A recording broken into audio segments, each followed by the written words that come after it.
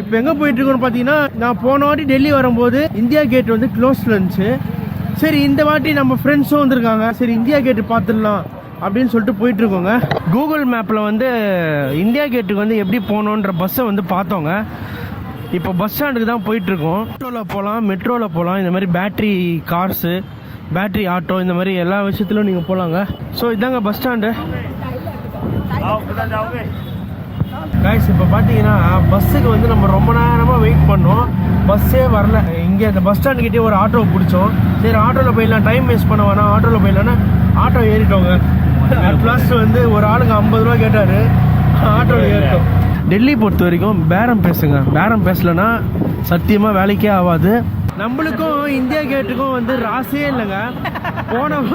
சத்தியமாக சொல்கிறேன், போன வாட்டி வந்தேன், போன வாட்டியும் வந்து அலோடு இல்லை, இந்த வாட்டியும் வந்து அலோடு இல்லைங்க. போன வாட்டியும் நம்ம இப்படி தான் நின்று பார்த்தோம், இந்த வாட்டியாச்சும் உள்ளே போய் பார்க்கலான்னு பார்த்தோம். 150 ரூபா வேஸ்ட்டுங்க ஆட்டோவில். வந்து ஃபோட்டோகிராஃபர்ஸ்லாம் இருப்பாங்க, நீங்கள் வந்து வேணா ஃபோட்டோ எடுத்துகிட்டு அதுக்கேற்ற மாதிரி அமௌண்ட்டு கேட்பாங்க. ஃபோட்டோ எடுத்தீங்கன்னா திடீர்னு உங்களை வந்து ஃபோட்டோ எடுத்துகிட்டு திடீர்னு அமௌண்ட் கொடுன்னுவாங்க. உஷாராக இருங்க. நம்ம பாய்ஸ் வந்து நம்மள மாதிரியே அன்லக்கியாக வெளியே நின்று ஃபோட்டோ எடுக்க ஆரம்பிச்சிட்டானுங்க, பாவம். we are unlucky guys. சரி guys, next time வந்து பார்க்குறோம்.